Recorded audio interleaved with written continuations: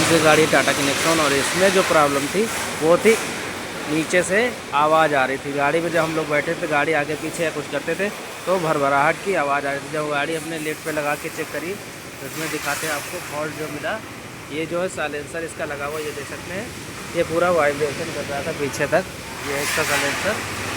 और ये पूरा हिल के ऐसे ऐसे ये देख सकते हैं, ये पूरा वाइब्रेशन कर रहा था स्टार्ट करने पे गाड़ी, और आवाज़ आ रही थी फ्रंट साइड से।